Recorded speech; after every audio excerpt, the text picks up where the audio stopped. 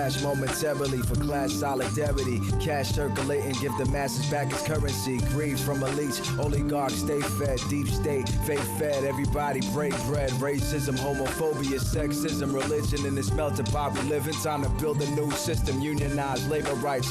Highlight the issue, talking heads left is best. The saga continues. The Nomiki show. The Nomiki show. The Nomiki show. The Nomiki show.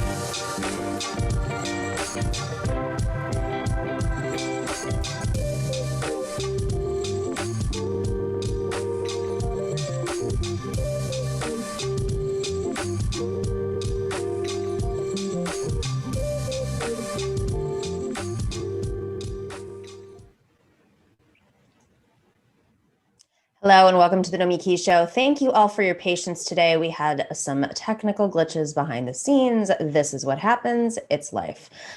I'm glad you're patient with me. I do not have an opening today. Very excited though to, for the first time ever, to have on a mayoral candidate.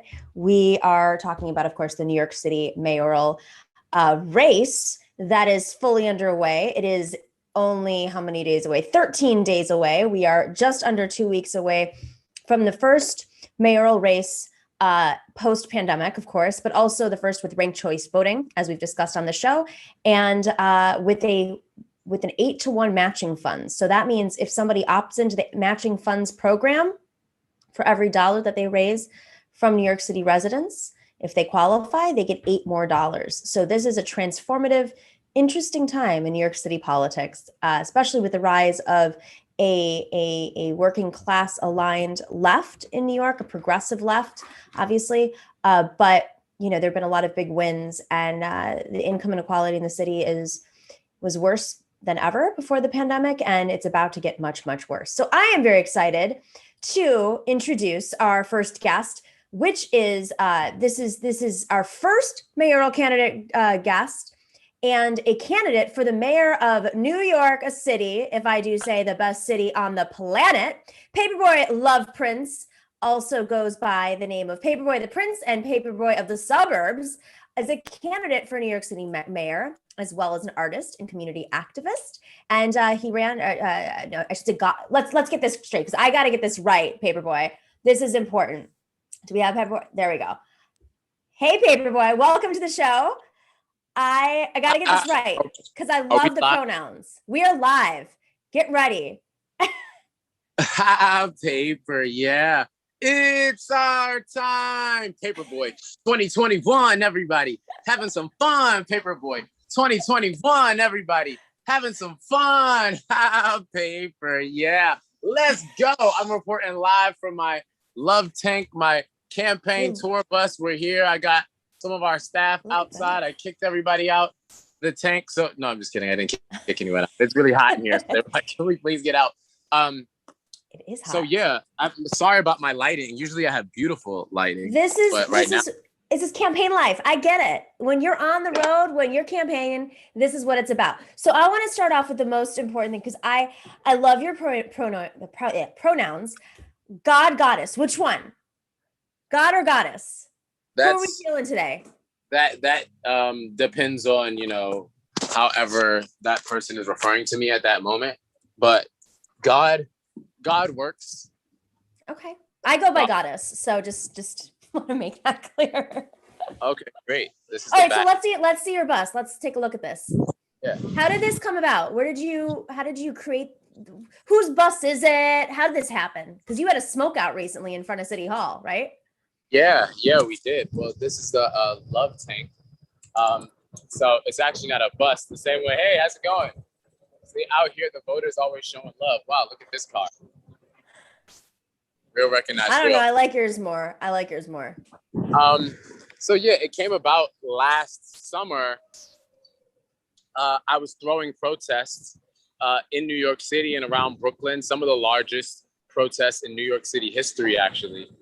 And one of my friends, Michelle Joni, who has a bus, said, hey, I have a bus. Could you be the co-captain of my bus? And she allowed me to tour on that bus. We also did a lot of protests and things of that nature. So coming around to this year, decided to get my own. People were able to donate us one. And and this isn't really just for the campaign. This is more so for myself as the artist. You know, touring, I go across the country, across the world, actually. And get to do what I do there. So that's what that's about. But this is just a small piece of what we do. We just actually left off from the Love Gallery, the paperboyprince.com Love Gallery. Oops, let me not show you guys. What is that? What is this paperboyprince.com, the Love Gallery? How does this integrate into the campaign? So it's also not about the campaign as well, but it's just about, myself as a community member, which is really what this campaign is about. You know, I'm not a politician. I'm a person, a community member. So yeah, this is a space where, you know, we've done food distributions. Actually, we just did one this morning.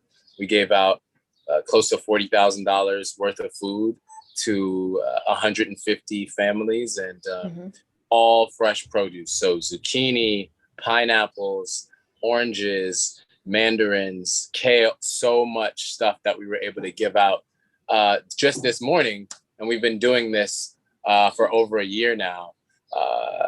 So yeah, at the Love Gallery, we've given away over $2 million worth of food. We just started our housing project as a model for Housing for All called Tiny House NYC, where we built our first home. And it's we're offering 24/7 emergency housing for those who need it. And this home is completely solar powered. And you know, it's where is it based? How do you find the locations? It's at the Love now. It's mobile. So the tiny home is mobile. So if someone wanted to rent it out, it connects to a bike and they could take it to another location. Wow.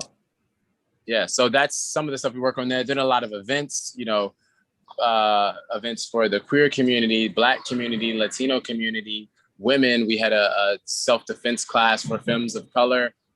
We've held some STD testing events. We've also had a urban farming event where we gave out plants and taught folks how to plant. So we're doing a lot of fun, new, interesting things. So why did you decide to, I mean, this is not your first time running for office. You ran about 2 years ago, right? You had a campaign. Actually, 1 year ago. 1 year ago. Oh my God, you're right. It just feels like it was 2 years ago. So what inspired you to run for mayor, and how did you set it up? Because it's such a complicated system. I've done it myself running citywide. It is an operation you got to build. How did it happen? I'm spreading love in the city. I'm running for mayor. I'm spreading love in the city. I'm running for mayor. I'm spreading love in the city. I'm running for mayor. UBI. I'm giving out paper. They said that we couldn't do it, but you see, we did. Not a daddy, but these politicians, my kids. Hopped out the water. I look like a squid. You got us on the ballot. Now we about to win. Over your head, like some overhead lighting. Giving out hugs and kisses. No, I'm not fighting. I'm spreading love. I don't care if you like it. They see my style. I started biting. Diamonds like lightning. Plus I'm enlightening. Sounding fake as a script they're reciting. What happens next? Suspense is heightened. What me in a cage, like kids with biting. I'm eating good, might get the itis. My name in their mouth like gingivitis. It's our time. You think I'm psychic. Moves like a hero. Ain't got a sidekick. Paper. Yeah. I want to see you do that on the street, because that's the thing. Is like, I love these videos of you doing that with the people. Everyone's dancing around. We'll find one of those and put it up later. Yeah. Are you in the city? I'm based in the city normally. I'm in Puerto Rico right now. Oh, wow. Oh, okay. But I live in Queens. I live in Astoria. So you got to come up and, yes. Maybe if you come up during the week of the election, I'll be there. Okay, definitely. We will definitely be around there the week of the election. So, yeah, Do you like the Yang Gang? Are they like jealous of you a little bit? Are they trying to, I know it's all about love, but I feel like they're like, whoa, UBI. No, I think a lot of them are supportive of me fighting for UBI and me being a voice for it, because at the end of the day, these are people that need it. They're not so many people aren't so much attached to a politician as they are like, yo, I want healthcare for all. I want a basic income. I want a greener New York. I want these. So folks want these things, and they want people are going to speak out about them and get folks excited and rally around these ideas. You asked me about why I ran for mayor. I spit the rap, which should suffice. But to those who didn't, didn't translate, for me, I ran because I looked at a lot of the other candidates running. I looked at all of the work that we're doing and the issues that are important to me and my community. And I knew that we needed me in this race. We needed someone who was gonna speak out about the corruption that's going on, speak out against these establishment politicians, against these fake progressives, against these millionaires and billionaires who are in the pockets of the same people that got us into this mess in the first place, that got us into the housing crisis, that got us into this mass incarceration, that got us into these schools that are failing, right? So that got us into this global health crisis as well. So for me, it was making sure that our ideas and our voice was heard and that these issues were being brought up. I mean, I kind of predicted the legalization of marijuana coming, as many folks did. And then I also predicted the lack of equitable means to repair the communities that were damaged by the war on drugs. And that's another thing that, we're like, hey, you aren't listening to the people that have been affected by the issues that you're claiming to stand up for. And a perfect example of this is when they asked Ray McGuire and Sean Donovan, I believe it was the New York Times, asked Ray McGuire and Sean Donovan, one of them, Sean Donovan, who's boasts about being the leading housing under President Obama. He was asked, both of them were asked, how much does it cost to buy a home in Brooklyn on average? They said $100,000. That's also, so. Who buys a home in Brooklyn anymore? Who buys a home at all? Like, let's just start off with that. Most New Yorkers are renters.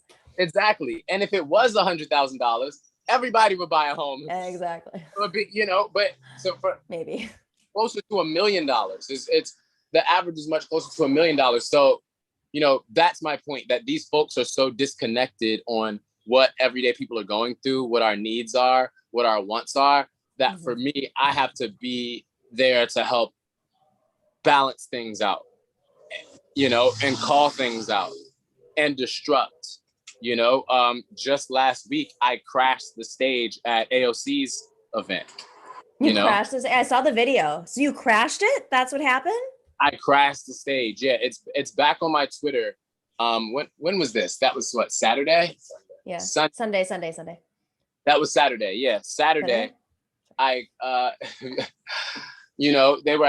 they closed down the park and at City Hall, and I crashed the stage and I started talking about some of the same things I'm saying now about, progressives, don't get so comfortable with power, don't get so comfortable being next to power that you're afraid to disrupt, that you're afraid to call out, that you're afraid to be the only one with a different point of view in the room. Mm. And how do they respond? They were like, oh my gosh, do that? Oh my, wait, can you do that? They didn't know what to do. But actually how they responded is, her chief of staff came up to me and said, hey, the congresswoman, wants to speak to you and, knows you're here. And I said, hey, I'm speaking to the people. I'm not that, I don't really want to talk right now to her. I'm talking to the people. And we're like, no, really, you should. And And I was like, yeah, I probably should say what's up to her for the first time. So we talked and it was amazing, Did she explain why she endorsed all these people that progressive?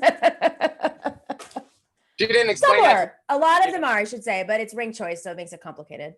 Yeah. I mean, she didn't explain that to me. And honestly, that a lot of that is none of my business, but she had a lot of positive things to say about myself, about our campaign, about, our methods of leadership and rallying folks. That, she told me that people come up to her all the time and are like, yo, have you heard of Paperboy, Prince? And she's like, oh yeah, I know Paperboy, da da da. So that's pretty cool to hear that the word is getting out there and that our folks and our supporters are even singing that out every day. So when so election day is in 13 days. How are you navigating the ranked choice? Are you telling people, like, how are your supporters? Do you have a sense of like who they're voting 1, 2? Is there a like all these candidates are now creating strategies. They're partnering up with some candidates because they want to block other candidates. Are you involved in any of that? What we say is rank Paperboy number 1, rank Paperboy number 2, rank Paperboy number 3, rank Paperboy 4, all of them? Rank Paperboy number 5, rank Paperboy 1, rank Paperboy number 2. Yeah, we're telling people to just vote with your heart, Rank me, all these people are trying to find ways to game the system and this and that. At the end of the day, it's about helping people and connecting with people, I already know. I went through it when I ran for Congress. And we can talk about this in a second, but I got the most, well, I'll say we, because I couldn't do it without the support of the community. We got the most votes per dollar in the United States of America, right? I've gotten more votes than most of the people running for mayor right now, save Stringer and Adams. Everyone else, I've gotten more votes than everyone else. And in fact, when I ran for Congress, we got enough votes that would have won that election for the last 20 years, right? And that's even after they threw out a lot of our absentee ballots because people didn't sign correctly. They didn't dot the I, this and that. They threw out about 3,000 of our absentee ballots. Still, we got enough votes that would have won it. I would have beat Congressperson Paperboy Love Prince on this call today, the last several decades. So, we did extremely well, exceeded expectations. And so that's why I say for this time around, when we talk about the ranked choice, it's not about trying to game it. It's about spreading love. It's about connecting and educating the voters on this process. It's about getting them excited. When I ran last year, folks told me, and I got this from a lot of people, they were like, yo, I woke up excited to vote for you. I put on my best outfit. I told my friends, I made a story about it. Like I was excited to vote for you. So for me, I need folks to be excited. I need them to be energized when they're going to the polls, because that's the energy that we're going to take with us into office. That's the energy we're going to take with us to get this UBI. That's the energy we're going to take with us to bring our schools into the future. That's the energy we're going to take with us to turn NYCHA into Mansion. So for me, I can't have reluctant voters. I have to have super excited, imaginative, passionate, loving voters, because we're going to need that. It doesn't stop on election day. It continues. And so for me, but to get more into specific strategy, I can't give it all away, Of course not. And I'll say that, like, people laugh at how we do things, but there has to be a really unique strategy there. If we got, last election, there was so many folks who spent, $1, $2, $3, $4, $5, $6, $7, $800,000 got way less votes for me. $1, $2, $3 million got less votes than me, right? And we only spent $20. So there's a lot of unique strategies that we use to get out the vote that no one has ever done or seen before. And ranked choice allowed us to even up our, be even more creative. We've done more events with other candidates than any other candidate, which I'm really proud of. And it shows our ability to work with folks that we may have a difference of opinion on the issues. I did an event with Catherine Garcia where I pied her in the face for food insecurity. And we talked about the issues with that. And this was an event that a lot of her supporters said, hey, I wasn't really considering somebody named Paperboy Love Prince. But now that I've seen this conversation, I've seen the talk, I'm willing to rank you over her, right? Ooh, but then a lot of my supporters as well, who were not considering her, maybe thought she was a little too conservative for their taste, are like, wow, okay. They're at least listening and more open-minded, and that they even have that name recognition for her. So it's a mutually beneficial thing. I said earlier in her, the New York Times just did a feature on Garcia, and in the first paragraph, they mentioned this event where we did the pie in the face contest and how that was even a turning point for her campaign. A few days after that, she got a New York Times endorsement, a few other big ones as well. I'm not here to talk about other candidates. Saying that to say, with ranked choice, we've already been working with the field since February, right? So, I personally feel like it's too late to try to start now with a lot of that stuff. We early on started working with the field, and now moving forward with ranked choice, it's letting folks know it exists. It's getting them excited to vote. And so I think we're going to do well. Okay, so I'm really curious, where did the name Paperboy Love Prince come from? So the as you can see, I can really get going when I talk, but the short answer is I was a paper boy who spread love. So I was crowned prince. Okay, got it. I love it. That makes sense.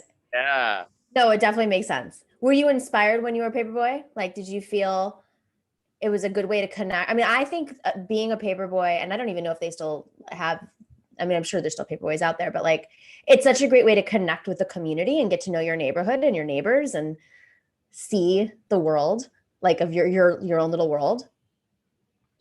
No, It's like a definitely. form of organizing in a weird sense. 1,000%. Well, for me, it was a way to stay informed with the news, and that even helped to inspire my passion for activism and politics and really solidify that. As a youth, I would collect newspapers and keep them under my bed and read them, reread them, and I would reference them, and I would, cut stories out and stuff like that. And, so for me, it was big on learning and listening and even doing a lot of the things that I do now, which is calling out the media, calling out the mainstream media on their biases, calling them out on them misleading people as well. That's part of my responsibility as a Paperboy then and now. Love it. Paperboy Love Prince, goddess, from goddess to God. Wishing you the best of luck in the next 13 days. I keep saying 3 weeks. 13 days away from the election. Go check out paperboyprince.com. Find out all of his God's information on platform, etc. Where do See, doesn't that volunteer, feel good to donate? say? I love Doesn't saying that feel God. good to It sounds so check good. out? Yeah. Yeah, and the idea behind that isn't that I'm so great that I'm a god, even though I am. It's about that we're all gods, that we're all goddesses, that we all possess those same energies and qualities. And if we start respecting ourselves in that way, if we start respecting others in that way, spreading love in that way, imagine the world that we can create. So, that's kind of what that's about. And I would be remiss if I didn't let folks know my platform, why I'm running for mayor, because we often get so lost in the elections and talking about the details with that, we leave out the reason that we're doing it. We're fighting for a universal basic income, $2,000 a month for all. We know the best way to end poverty is to give people money.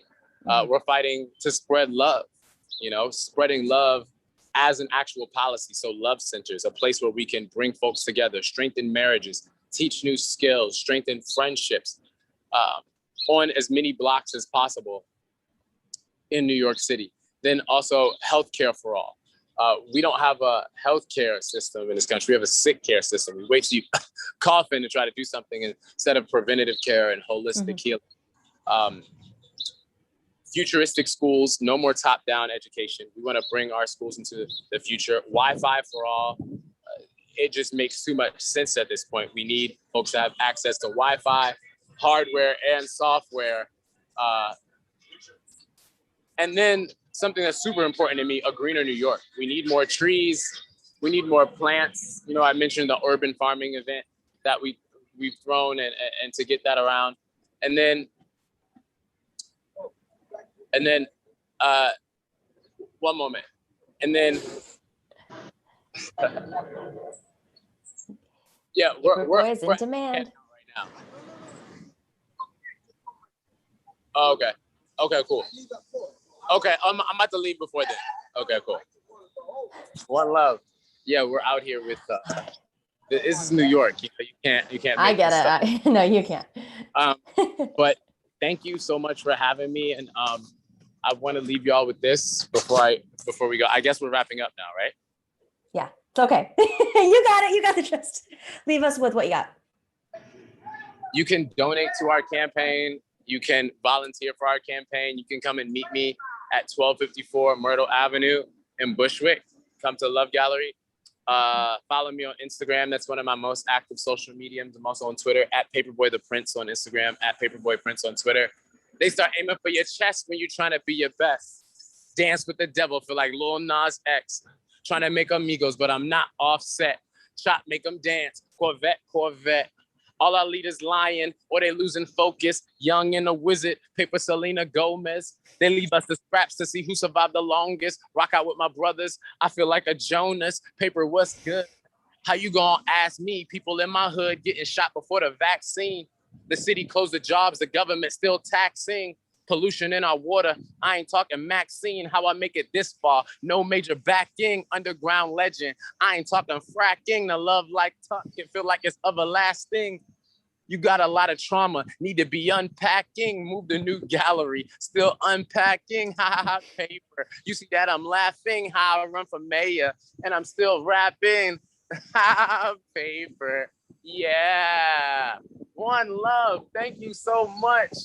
YouTube, New York, Brooklyn, Queens, Staten Island, Puerto Rico, everybody. Hey. One love.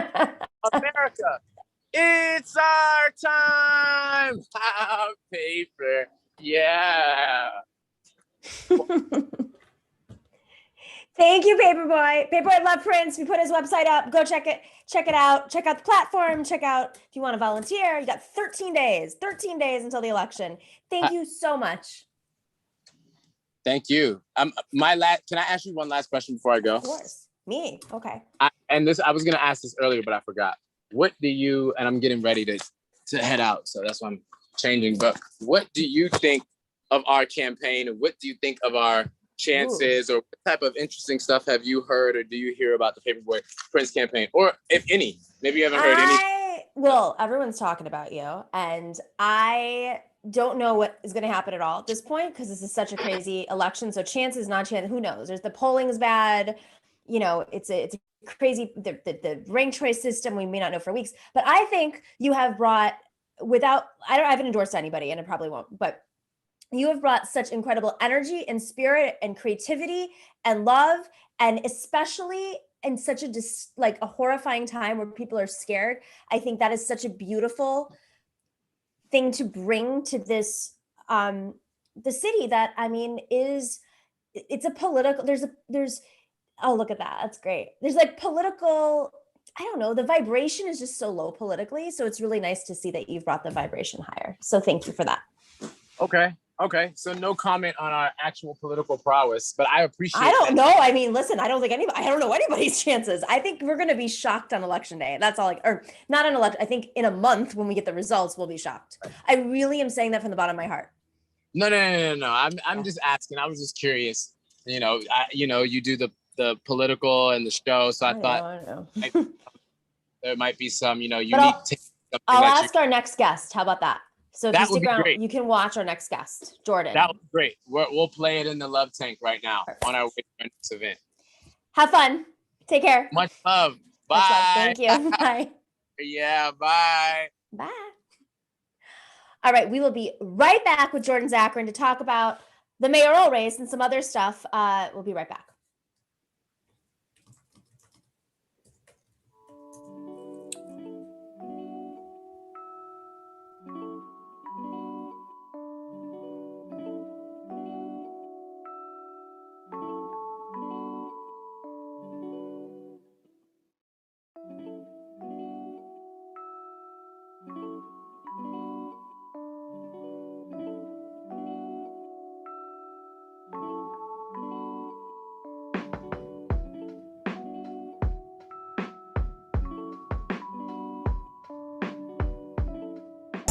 It's a challenge.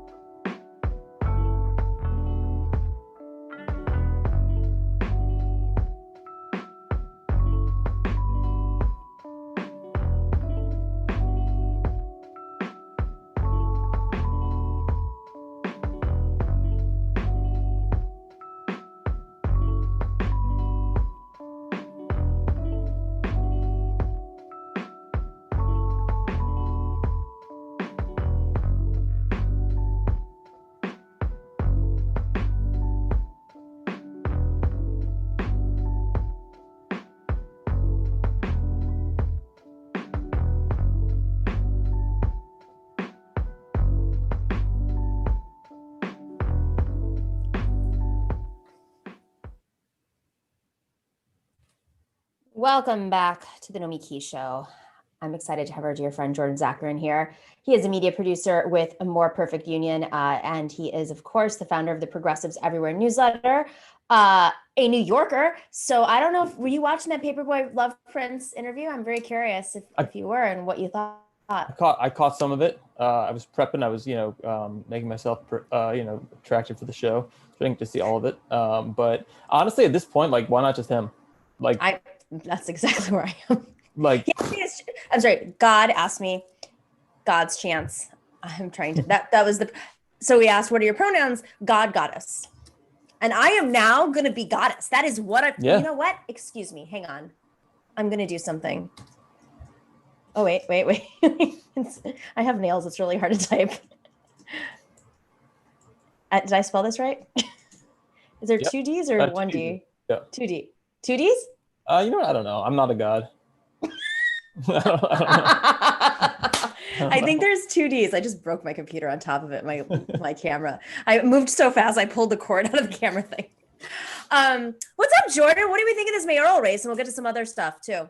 I don't know what to think. I mean, the most recent poll was Eric Adams on top, but that came out like, I think 8 days ago, might as well have been 8 years ago. Yeah. I guess it's whatever. I guess Maya Wiley is the survivor and the viable, like, acceptable candidate lane, and everyone's getting behind her. I don't know if there's enough time. I mean, early voting just started, so I don't know if but I don't know. I have this distinct feeling that no one's really paying attention until the very end. This sort of like this. I don't even know how many people are going to vote. It's such a bizarre election, and I mean, if Eric Adams or Andrew Yang wins, I don't know, like, someone should run it independently because it'll be a disaster. I don't know. Like, it's hard to say. It's not too late. Yeah. It's a very strange scenario because you have, actually, that brings up an interesting point. So there is a Republican primary, but it's not ranked choice. Right. And the Democratic primary is ranked choice. Now, if you are another party, how does that play out? So if someone like an Eric Adams does win or a Andrew Yang does win, does the WFP have the power to just choose who they want? And then suddenly an actual left lane opens up in a normal election because it's not ranked choice then in the general. Right. Yeah, here we go. Yeah, I mean, it's an interesting thought. I mean, I live in a district where our state representative or assembly member, due to some error or clerical error, she didn't get on the ballot for the Democrats, and there was no Democratic candidate. So she got on via some independent party and wound up winning. There was no Democratic candidate, so that's a little different, but because there will be here. But I mean, if the news keeps coming out about Adams and Yang and whatnot, Adams that lives in the Borough Hall and New Jersey, has been walking around showing reporters his moldy bananas in the refrigerator in his apartment. Very strange stuff going on. Explain this so people understand the concept of what's going on. Sometimes we speak so vaguely because we're just like, yeah, this is the latest thing on Twitter and the New York Post and the squeegees, and people are like, what? And now I realize the rest of the country has no idea how crazy New York is. Good for them. So Eric Adams, who, touts himself, he's a lifelong New Yorker and touts himself as, Mr. Brooklyn. He's been the Borough Hall president. Since COVID started, he said he was living in Borough Hall, to keep things safe and to always. Office. Yes. Which is in his headquarters. Yeah. Yes. Yeah. And so he said he's been living there, but he owns a bunch of properties throughout Brooklyn and doesn't seem to be ever living in any of them. At best, he goes occasionally to his, where his partner lives. They own a place in Fort Lee, New Jersey, just over the George Washington Bridge. And so so for a guy who is, making himself into Mr. New York and who attacked Andrew Yang for going to the Hudson Valley during COVID, which should be disqualifying for a mayoral candidate. He also may not actually live here, and a lot of his tax returns and tax things that he filed were wrong. So, he is a guy with a long history and a very strong guy with a lot of allies who probably have a lot of dirt on him in case, if anything ever goes wrong for him, things start going south. It's so strange to me because I don't really understand this still. How you can live in Borough Hall. I've been to Borough Hall, which is Brooklyn Borough Hall, and Andrew Bernardus used to be his chief counsel. He's a state senator now. Mm-hmm. And so they used to have these like big Greek events, and there'd be Greek dancing because Andrew's Greek. And that was my like big, yearly borough hall thing, was for Greek Independence Day. And I mean, it's really beautiful. I don't know if you've ever been there. It's like a beautiful, it's the architecture is stunning, as is City Hall, for folks who haven't been there before, as is Gracie Mansion, which is like way, way, way on the Upper East Side. But how do you live there? I don't really, it's not like when Senator Schumer and like all these other senators bunk together 4 days a week. I mean, they can't, I don't know. It's confusing. They have a gym at least at Congress, right? Well, they said that he gets there around midnight and leaves very early in the morning. So maybe he sleeps under his desk, or, forces a campaign staffer to, watch the bathroom door, and he sleeps in, does his stuff in there. I don't know. He seems like someone you wouldn't want to say no to. Who's going to come and say, sorry, sir, you can't sleep here. Like, he carries a gun, so. He does carry a gun, but he meditates, so. That's true. He at least is more thoughtful about when he decides to use the gun. Yeah, he's a vegan. What kind of police violence he's okay with. Yeah, exactly. All right, let's you've been doing amazing work in the, how long has it been now? 2 months, 3 months since you've something been like that. Yeah, it all melts together, but something like that. Yeah, things are going very viral in your world. Let's play you have a video that just came out about what's going on in Texas, where it seems like Democrats finally, I'm not going to say something, but like, I'll just say cojones. Dear Democrats in the United States Senate, we're asking you to do everything in your power, like we did, to make sure every American has a right to vote in our democracy. When Republicans here in Texas tried to force through the worst voter suppression bill in the country with no hearings or oversight, we used the nuclear option to defend democracy. The House Democratic Caucus used a text message to spread word of the plan, writing, "Members, take your keys and leave the chamber discreetly. Do not go to the gallery. Leave the building." We had to escape out of the State House late at night to stop the bill from becoming law. However, all you need to do is take a simple vote. We're calling on you to bypass the filibuster and pass the John Lewis Voting Rights Act and the For the People Act.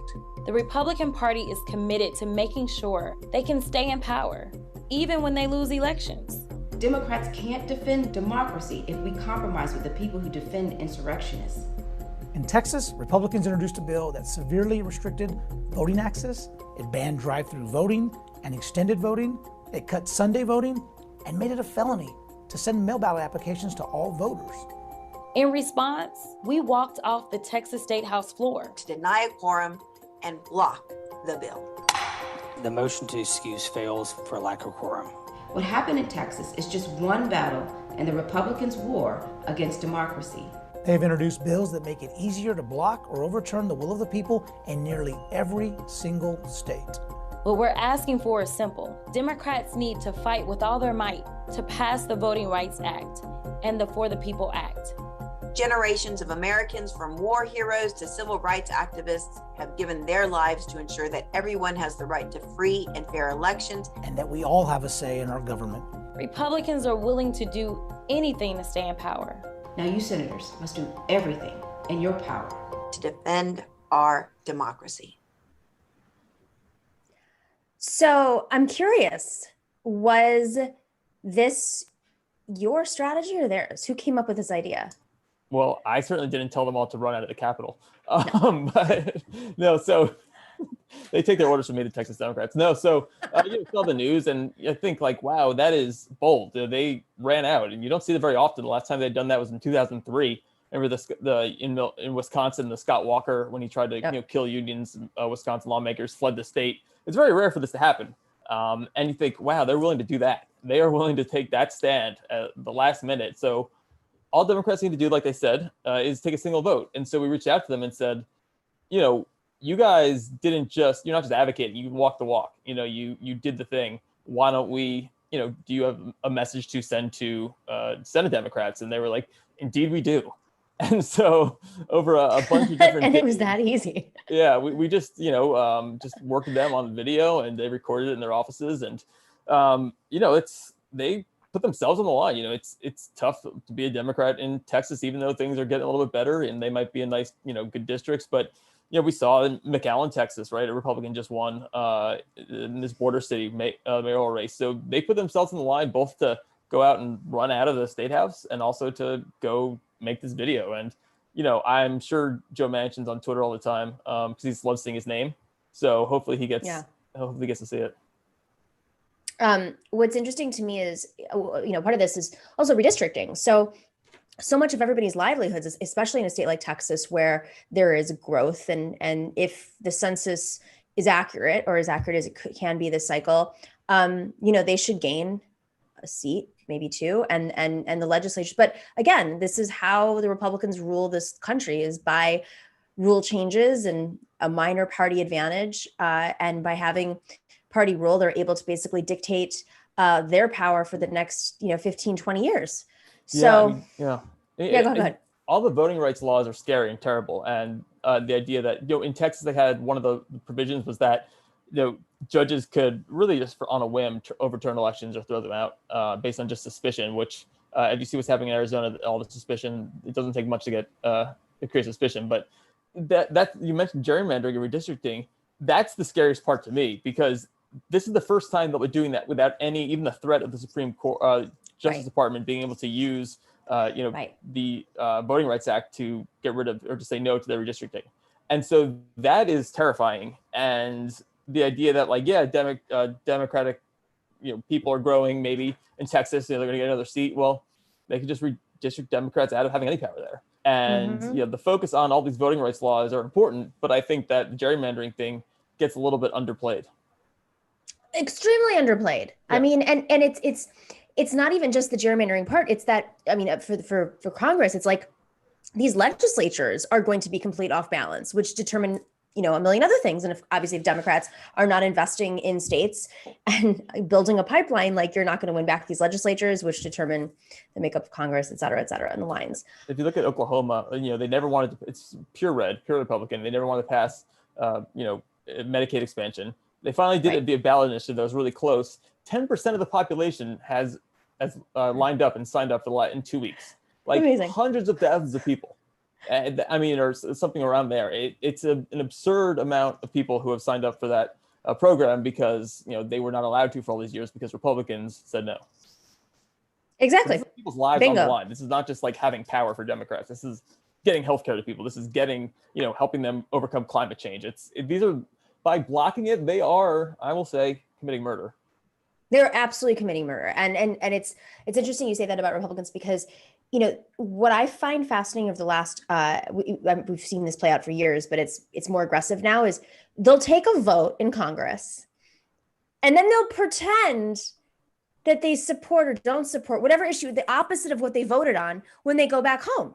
Oh, sure. Or if they have the pork, they'll take credit for the thing that they voted against. Yeah, absolutely. Yeah, they keep their power. Yeah, incredibly so. They will go to all the ribbon cuttings. They will say, we brought this home. We're making things happen, and of course they'll vote against it. Or they will, trying to, maybe they opened up a recreation center in their district with with some of that pork, but they denied everyone the chance to have a living wage. So congratulations on your recreational center. Wait until this infrastructure deal finally happens, which is going to be way less than what it should be. They'll be taking credit for it. I think you should do a tour. Just follow them around, get your cameras out. All the Republicans taking credit for the infrastructure bill and that should be the campaign ads against them. It's shameless, because if Democrats, all they do is blame Republicans when they're in power, that's not going to, who's going to believe it? Well, why am I getting all these emails from the DNC about, hey, we need to expand our majorities? For what? Yeah. How about this? We need to drag Joe Manchin and Kyrsten Sinema's asses and hold them accountable. Help us tell Senator Schumer to do his job. Of course. Absolutely. Yeah, that's not how it's going to work. Jordan, you're the best. Thank you. Thank you. You got to go do more videos like this. It's a work day for you. Appreciate you. Please share all your updates, and we will see you next week. All right. Have a good one. You too. All right, everybody. Thanks for your patience on the show today with the tech stuff at the top. We will see you tomorrow on Thursday. Of course, we have a Run Chowdhury here and Rep Rab for Thursdays. We love Thursdays. But same time, same place, 3 p.m. Eastern on YouTube twitch.com/the Nomiki show and twitch.tv/the_Nomiki_ show. And please join us on Patreon, patreon.com/the Nomiki show. Got lots of different levels. Help keep this show going. Left media is definitely under attack and hurting right now all across the board. It's been real fun. So please, if you can, join us on there at whatever level you can. And if you can't and you want to be or you were a patron, and please message me, the Nomiki show @gmail.com. We'll work something out. In the meantime, stay in solidarity and we will see you tomorrow. The Nomiki show. The Nomiki show. Clash momentarily for class solidarity. Cash circulating, give the masses back its currency. Greed from elites, oligarchs stay fed. Deep state, fake fed. Everybody break bread. Racism, homophobia, sexism, religion in this melting pot we live in. Time to build a new system, unionize labor rights. Highlight the issue, talking heads left is best. The saga continues. The Nomiki show. The Nomiki show. The Nomiki show. The Nomiki show.